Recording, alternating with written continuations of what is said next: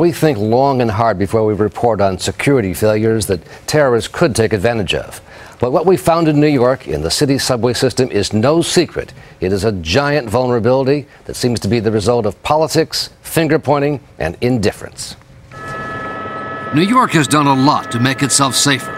But 8 years after the 9/11 attacks, experts say the city's subways remain a leading and unnecessarily vulnerable target, especially the many subway tunnels that run under the East River. And terrorists, if they did surveillance, would know that security hasn't really improved since 9/11. An official report identified the underwater tunnels as the Achilles heel of the system. An explosion and a breach down here could shut down the entire system for years. The water of the East River would start pouring in, and it would not stop. It would flood the entire system? Right. The report estimated about 19,000 casualties. Improving tunnel security was supposed to be a top priority.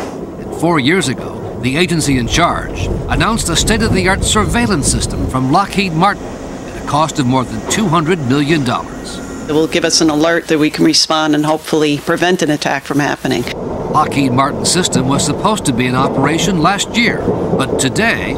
8 years after the attacks, 4 years after they bought the system, it is still not in place. Lockheed Martin and the transit agency, the MTA, are now suing each other, and all work has stopped. They've already paid $250 to $300 million to Lockheed, and the only thing they have to show for it is litigation, being in court. Washington, Atlanta, and other major cities have already been able to install new surveillance systems. Not so New York. I think the Secretary of Homeland Security should have on her desk a list of the high priority projects that are in trouble. And this would be high up, if not on the top of that list. But when we asked Homeland Security Secretary Janet Napolitano about it last week in New York, she seemed unaware of the dispute. I ride the subway, the mayor rides the subway, the vice mayor rides the subway, so the overall safety of the subways is safe. Now, are we there yet on technology? That I can't comment This is 8 years after 9/11, though, that Secretary. I can't comment to. Thank you very much. You're not familiar with this? Not this lawsuit, no. Thank you.